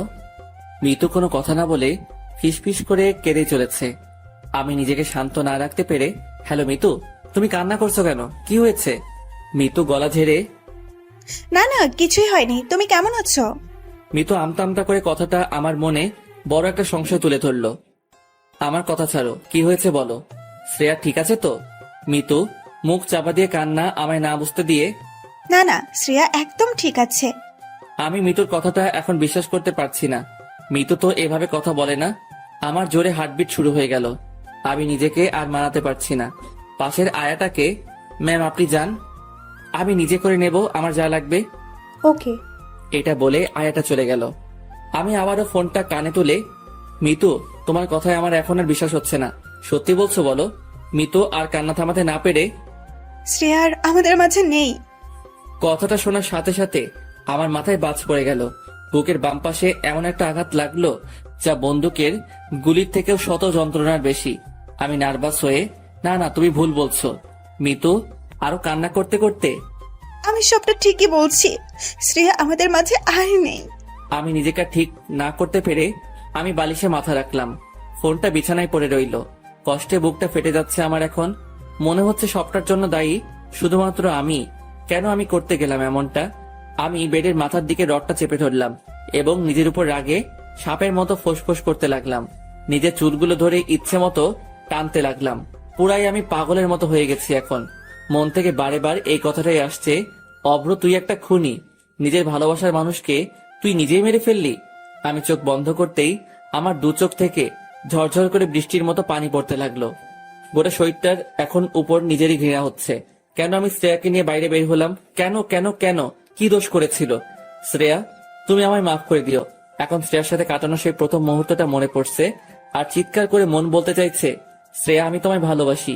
আমি তোমায় আবারও ওই বাসের কর্নারের সিটের পাশে চাই। যেভাবে তুমি আমায় ছুরি দিয়ে আমায় ভয় দেখিয়েছিলে, আমি ওই ভয়টাও পেতে চাই তোমার থেকে। প্লিজ শ্রেয়া, তুমি ফিরে আসো। শ্রেয়ার হাসিটা এখন বড্ড বেশি আমায় মিস করাচ্ছে। শ্রেয়ার সাথে মলের ট্রায়াল রুমের কথাটা ভেবে পাগলের মতো হাসছি। মেয়েটা আমায় থাপ্পড় মেরেছিল, সেই গালে হাতটা রেখে খুব কান্না করতে করতে মনে মনে বলছি, শ্রেয়া, আমি আবারও থাপ্পড় খেতে রাজি আছি। প্লিজ তুমি ফিরে আসো। কেন তুমি আমায় এক এক করে ছেড়ে চলে গেলে? বাইরে এখনো কান্নাকাটি করছে ওর ভাইয়া। মেয়েটাকে দেখতে বড্ড মন চাইছে, কিন্তু আমি তো যেতে পারবো না। আমার পা দুটো ব্যান্ডেজ, আমি নামতে চাইলেও পারছি না। আমি কান্না করতে করতে দুটো হাত দিয়ে যাই হোক করে বেড থেকে পা গুলো নামালাম এবং আস্তে আস্তে করে বসলাম এবং হাত ঘষতে ঘষতে গেটের দিকে এগোতে লাগলাম। কোমরটা কেমন যন্ত্রণায় কেঁপে উঠছে, তবুও আজ এই যন্ত্রণা শ্রেয়াকে হারানোর যন্ত্রণার কাছে বিন্দুমাত্র। আমি পাগলের মতো গেটের কাছে এলাম এবং গেট থেকে উকি মেরে দেখলাম মাত্র ফুট 8 দূরে ওর ভাইয়া ওকে ঘিরে কান্নাকাটি করছে। হয়তো এতক্ষণ এখানে দাঁড়িয়ে শুধুমাত্র ডেথ সার্টিফিকেটের জন্য। মেয়েটার উপরে একটা সাদা কাপড় এবং পুরোটা মুড়ে দেওয়া হয়েছে। সাদা কাপড়টা দেখে আমার বুকটা আরো কষ্টে ছটফট করতে লাগলো। কোথায় ভেবেছিলাম আমি তোমায় লাল পাড়ে বেনারসি শাড়ি পরাবো, কিন্তু আজ তুমি আমার জন্য সাদা কাপড়ে মোড়া একজন প্রাণহীন জড়বস্তু। আমি নিজেকে কোনো মতে সামলাতে না পেরে শ্রেয়ার বডিটার দিকে হাত ঘষতে ঘষতে স্ট্রেচারের কাছে এলাম। এতক্ষণ অনেক কষ্ট পাচ্ছিলাম, তবে শ্রেয়ার একটু কাছে আসতেই কেমন জানি আলাদা একটা শান্তি পেলাম। আমি এবার মাথাটা তুলে ওর ভাইয়ার দিকে তাকিয়ে, ভাইয়া, ওর ভাইয়া আমাকে দেখা মাত্রই দেখে আমার বুকে একটা লাথি মেরে কাঁদতে কাঁদতে বলল, দেখ, তোর জন্য আমার বোন আজ মৃত্যুসজ্জায় সজ্জিত। শান্তি তো এবার। আমি হাউমাউ করে কান্না করতে করতে ভাইয়ার দুটো পা ধরে, ভাইয়া, আমি অপরাধী, আমি জানি আমি অনেক বড় ভুল করেছি, যে আমি কোনোদিন ক্ষমার প্রাপ্য না। আমি শুধু একবার শ্রেয়াকে দেখতে চাই। প্লিজ ভাইয়া, না করবেন না, প্লিজ প্লিজ ভাইয়া, না করবেন না। শ্রেয়ার ভাইয়া চোখ মুছতে মুছতে আমার সামনে থেকে চলে গেল পা ছাড়িয়ে। সাইডে বসে থাকা আমি মিতুর দিকে অসহায় চোখে তাকালাম আর হাত জোর করে, মিতু প্লিজ আমায় একটাবার তুলে ধরো, আমি শুধু একটাবার আমার ভালোবাসার মানুষটার মুখটা দেখতে চাই। মিতু ওর চোখ মুছে আমায় স্ট্রেচারের সামনে তুলে ধরলো। দেখলাম আমার পৈটা চাঁদ বুকে সাদা কাপড়। আমি কাপা কাপা হাত নিয়ে ওর মুখের উপর থেকে কাপড়টা সরালাম। মেয়েটার দুটো মায়াবী চোখ বন্ধ হয়ে গেছে। আমি ওর মুখের উপর আমার মুখটা নিয়ে গেলাম এবং পাগলের মতো হাসতে হাসতে, কি ম্যাডাম, একাই ঘুমিয়ে গেলে আমায় ছেড়ে? কি আমি খুব বিরক্ত করছিলাম বলো তোমায়? এই প্রতিদিন কলেজে এসে তোমার পাশে থেকে তোমার সাথে নানা রকম ফাইজলামি করে তোমায় রাগানো, তোমায় জেলাস ফিল করানো। কি ম্যাম, আমি এখন তামিমের বাসায় গেলে তোমার আর বাসে বিরক্ত করব না? তোমার সাথে মলে গিয়ে ট্রায়াল রুমে ওরকম ফাইজলামিও করব না? আচ্ছা ম্যাম, তুমিও আমায় খুব ভালোবাসতে, বলনি কেন? আরে আমিও তো বাসতাম, তাহলে আমিও কেন বলনি? এই এই এই আমার লক্ষ্মীরা, রাগ করো না, দোষ দিচ্ছি না তোমায়। জানো তো, তোমায় রাগলে ঠিক আমার প্রিয় লজ্জাপতি বউটার মতো লাগে। আরে অন্য কেউ না, তোমাকেই বলছি। একটু হেসে বলো না, অব্র তোমায় ভালোবাসি, চলো না আজ একটু পার্কে যাই এবং দুজন দুজনের সাথে মনের কথাগুলো শেয়ার করি। কি ম্যাম, ভাবছো আমি তোমায় সুখী রাখতে পারতাম কিনা? অবশ্যই রাখতে পারতাম ম্যাম। তোমায় 5 টাকার একটা টিপ পাতা আর 10 টাকার একটা কাজল এনে তোমায় পরিয়ে দিয়ে খুব সুখী রাখতাম। এই যে ম্যাম, আমার সাথে আমার শহরের প্রতিটা গলি ঘুরবে। আরে না না, অন্যদের মতো বাইক কিংবা গাড়িতে না, আমি অন্যদের থেকে আলাদাভাবে ঘুরবো। তুমি আমার হাতটা জোর করে চেপে ধরবে এবং আমি তোমার দিকে তাকিয়ে বলবো, এভাবে হাতটা শক্ত করে ধরে রেখো প্রিয়সিনী। তুমি যখন লজ্জায় চোখের পলক ফেলে বলবে, ঢং, আমিও হালকা এসে তোমার চোখে চোখ রেখে বলবো, ভালোবাসি যে তোমায় খুব। বলছি ম্যাম, আর কত ঘুমাবা? ওঠো না, চলো না আমাদের স্বপ্নগুলো পূরণ করি। এই পাগলি, ওঠো, আর কত ঘুমাবা? ওই তুমি উঠবা তো নাকি? এসব কথাগুলো পাগলের মতো শ্রেয়ার মুখের সামনে মুখে তুলে বলছি, আর আমার গালবে আসা প্রতিটা চোখের পানির বিন্দুকণা তোমার নাকটার উপরে পড়ছে। মেয়েটাকে দেখে মনে হচ্ছে না যে আমায় ছেড়ে চলে গেছে, এখন আমার কাছেই কাছে। আমি এবার আমার মুখটা ওর কানের কাছে নিয়ে গিয়ে, খুব ভালোবাসি তোমায়, এটা বলার সাথেই আমায় কে যেন একজন এসে ধরলো এবং আমার পেটের কাছে কি যেন একটা রাখলো। আমি এসব কোনো কেয়ার না করে পাগলের মতো শ্রেয়ার কানের কাছে বিড়বিড় করতে থাকলাম। হঠাৎ বুঝলাম আমার পেটের কাছে কে যেন বারে বারে গুলি ফায়ার করছে। আমি পিছনে তাকিয়ে দেখতে পেলাম শ্রেয়ার ভাইয়া। আমি চোখ দুটো বড় বড় করে শ্রেয়ার ভাইয়ার দিকে তাকিয়ে হাসলাম এবং ঠোঁটের উপর ঠোঁট চেপে ধন্যবাদ জীবন্ত লাশটাকে মৃত লাশে পরিণত করার জন্য। শ্রেয়ার ভাইয়া রাগে ঘৃণায় আমার দুটো পায়ে আবারও লাথি মেরে আমায় হাঁটু মুড়ে বসিয়ে দিল এবং আমার চুলের মুড়িটা ধরে আমার মুখের ভেতর পিস্তলের নলটা ঢুকালো। আমি চারদিকে তাকিয়ে দেখলাম প্রচুর মানুষ আমাদেরকে দেখছে, তবে আমায় আটকালেও আমি আজ নিজেকে আটকাতে দেব না। আজ নিজেকে মনে হচ্ছে আমি পরিবারের একজন অবাধ্য ছেলে ছিলাম। এত বড় দোষ নিয়ে আমি জীবনে কখনো এগোতে পারতাম না। দলের লোকগুলো চারিদিকে বন্দুক হাতে নিয়ে দাঁড়িয়ে আছে। এদিকে শ্রেয়ার ভাইয়া চোখে পানি রেখে কাঁপতে কাঁপতে আমার দিকে তাকালো আর বলল, আমার প্রাণ নিয়ে খেলি, কিন্তু তুই আমার প্রাণটা আজ কেড়ে নিলি। এটা বলেই পিস্তলের ট্রিগারে আঙুল দিল। আমি মাথা নিচু করে মনে মনে, আব্বু ভাইয়া তোদের সাথে আর দেখা হলো না, হয়তো আবার হবে। আমার লাশের সাথে তোদের দেখা, প্লিজ তোরা আমায় ভুল বুঝিস না, আমায় মাফ করে দিস। ভাই, আব্বুর খেয়াল রাখিস। আমাদেরকে ছোট থেকে একজন আম্মু আব্বু দুজনেরই ভালোবাসা দিয়ে বড় করেছে। আমি পারলাম না তোদের সাথে আর থাকতে। আমি এখন পুরাই কাঁদছি আর খুব হাঁপাচ্ছি। আচমকা শ্রেয়ার ভাইয়া চিৎকার করে আমার মুখের ভেতরেই বারে বার গুলি চালাতে লাগলো। আমার মাথার পিছনে খুলি ছেদ করে প্রত্যেকটা গুলি রকেটের বেগে বাইর হয়ে গেল। আমি এবার মাথা নিচু করে ফেলতেই শ্রেয়ার ভাইয়া আমায় ছেড়ে দিল। আমি কাঁপতে লাগলাম প্রচুর, এবং কখন যাই মারা গেছি বুঝতেই পারিনি। আমি আমার লাশ থেকে আমার আত্মা নিয়ে উঠে দাঁড়ালাম। দেখি আমার লাশটা পড়ে আছে রক্তাক্ত হয়ে। আমি শুতে চাইলেও শুতে পারছি না। আমি শ্রেয়ার লাশটার দিকে তাকাতেই দেখি, আরে শ্রেয়াও তো পাশে দাঁড়িয়ে। আমি পাগলের মতো দৌড়ে ওর দিকে এগোলাম ওকে জড়িয়ে ধরার জন্য, বাট আমি ওকে জড়িয়ে ধরতে পারছি না। ওকে আমি টাচই করতে পারছি না। আমি বিষণ্ণ হয়ে ওর সামনে দাঁড়িয়ে রইলাম। আর এটা দেখে শ্রেয়া হাসতে হাসতে, কি লেখক সাহেব, ভালোবাসা কি শুধুমাত্র স্পর্শেই হয়? কখনো তো অনুভবেও হয়। কত গল্পে ভালোবাসা স্পর্শে প্রকাশ করবেন, অন্তত এই গল্পে তোমার আমার ভালোবাসা অনুভবেই থাকুক। আমি মাথা তুলে শ্রেয়ার মায়াবী মুখটার দিকে তাকালাম আর হেসে, হ্যাঁ প্রিয়সিনী, স্পর্শে ভালোবাসা তো সকলে ভালোবাসতে পারে। আমরা না হয় অনুভবেই বাসি। আকাশ তো একটাই, তাকে তো স্পর্শ করতে পারি না। তবুও তোমার আমার মতো লক্ষ লক্ষ মানুষ ওই দূরে সাদামাটা নীল আকাশটাকে এত বেশি ভালোবাসে। জি লেখক সাহেব, আমাদের কাহিনীটা তোমার ডায়েরিতে তুলে রাখো। হয়তো পুরাতন হয়ে গেলে সেই ডায়েরির পাতায় ভাঁজ থাকবে, তবুও কখনো মুছে তো যাবে না। ওই দেখো, তুমি আর আমি কেমন শান্তি হয়ে ঘুমাচ্ছি। চলো, এই ঘুমের মধ্যেই আমরা আমাদের স্বপ্নগুলো পূরণ করে আসি। আচ্ছা চলো।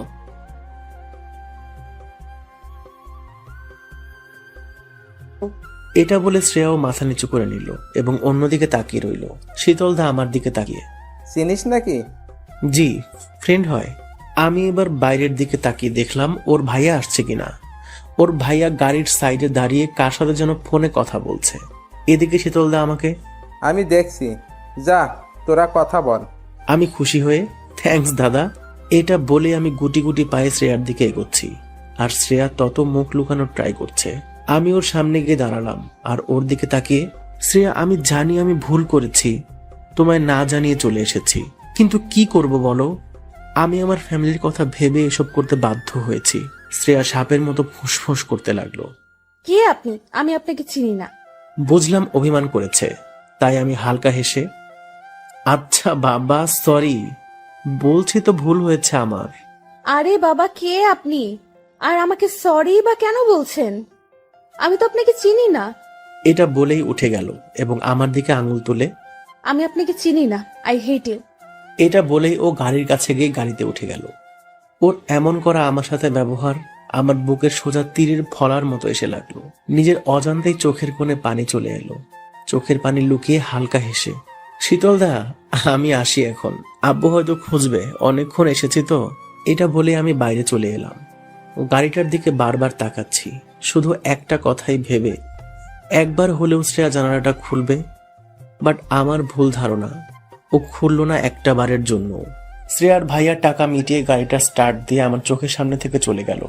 নিজের মন আমায় এখন একটাই প্রশ্ন করছে, অভ্র তুই তো ওকে একটু হলেও ভালোবাসিস, আজ তখন তোর এতটা আবার কাছে এলো, কেন তুই ওকে তোর ভালোবাসার কথাটা জানালি না? তোদের মিলন ঠিকই হবে, কারণ উপরওয়ালা চেয়েছে বলেই আবার তোদের দ্বিতীয়বার একে অপরকে দেখার সুযোগ করে দিয়েছিল। কিন্তু সব তুই শেষ করে ফেললি, আর তুই কোনোদিন ওকে পাবি না, আর চাইলেও তুই ওর সাথে মিট করতে পারবি না, কারণ তুই তো জানিস না শ্রেয়া কোন কলেজে পড়ে এবং কোন মেসে থাকে। অভ্র তুই তো ভালোবেসেছিস, কোনো অপরাধ তো করিসনি, আর তুই ওর ভাইয়া মানে একজন মাফিয়ার জন্য তুই ভয় পেয়ে তোর ভালোবাসার বলিদান দিবি? এটা কিছুতেই হতে পারে না। তুই পারবি অভ্র, তুই পারবি। আমি এসব ভাবতে ভাবতে রুমে এসে চুপচাপ বেডের বালিশে মুখ গুজে পড়ে রইলাম। আমার মাথায় এবার বুদ্ধি এলো, তামিমকে ফোন দিই, সেই সব বলতে পারবে। হ্যালো তামিম। জি ভাই বল। বলছি শোন না, শ্রেয়া কোন কলেজে পড়ে কিছু জানিস? না রে দোস্ত, ওর সব সিক্রেট। আর তুই তো জানিস ওর ভাইয়া মাফিয়া, মানে ওর বোনকে ওদের শত্রুরা মারার ট্রাই করে অনেক সময়, তাই সবটা সিক্রেট রাখে। ও আচ্ছা, এটা বলেই ফোন রেখে দিলাম। কিভাবে যে ওর সাথে কন্ট্রাক্ট করব কিছুই বুঝতে পারছি না। তারপরেই মাথায় এলো, আরে ও তো আমার ফেসবুক ফ্রেন্ড লিস্টে অ্যাড আছে, ওখানে নিশ্চয়ই কলেজের নাম দেওয়া থাকবে। তাই আমি তাড়াতাড়ি ফোন বের করে ফেসবুক লগ ইন দিলাম এবং কলেজের নাম এবং ও যেখানে থাকে তার অ্যাড্রেসও পেয়ে গেলাম। দিন 4 পর ওখানে গিয়ে হাজির হলাম। কলেজের সামনে দাঁড়িয়ে আছি, প্রায় 30 মিনিট হতে চললো, বাট এখনো মহারানীর দেখা নেই। আমি হাতে ফোনটা রেখে ঘোরাতে ঘোরাতে চারদিকে তাকাচ্ছি। ডান সাইডে চোখ রাখতেই শ্রেয়া ওর ফ্রেন্ডদের সাথে হাসাহাসি করতে করতে কলেজের গেটের সামনে আসছে। বাতাসে চুলগুলো উঠছে, একটা নীল কালারের সালোয়ার কামিজ পরেছে, চোখে হালকা কাজল আর ঠোঁটের কোণে হাসি। আবারও প্রেমে পড়ে গেলাম মেয়েটার। মেয়েটা এবার কলেজের গেটের সামনে আসতেই আমায় দেখতে পেল এবং না দেখার ভান করে বিরক্তিকর ভাব নিয়ে ভেতরে ঢুকে গেল। আমি এবার পিছন থেকে, শ্রেয়া, ও শ্রেয়া, চুপ, ও শ্রেয়া, কি হলো শুনতে পাচ্ছ না? ওর কোনো রেসপন্স না পেয়ে সোজা ওর সামনে গেলাম এবং ওর দিকে তাকিয়ে, কি হলো এত ডাকছি যে? শ্রেয়া এবার ভাব দেখিয়ে, কে ভাই আপনি? ভাইরে, কথাটা সোজা আমার বুকে এসে লাগলো। আমি এদিক ওদিক তাকিয়ে দেখলাম আমি ছাড়া তো কাছাকাছি কেউ নেই। আমায় বললে কথাটা?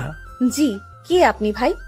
আমি ওর কথা শুনে মুখে হাত রেখে, আরে আরে, এই তো কিছুদিন আগে বর বানাবে বলছিলে, আর এখন ভাই? শ্রেয়া আমার দিকে না তাকিয়ে, আপনাকে আমি চিনি না, তো সরে দাঁড়ান। এটা বলেই সাইড কাটিয়ে চলে গেল। আমি পাগলের মতো মাথায় হাত দিয়ে ভাবতে লাগলাম, যাহ শালা, আবার কি নতুন করে পড়াতে হবে?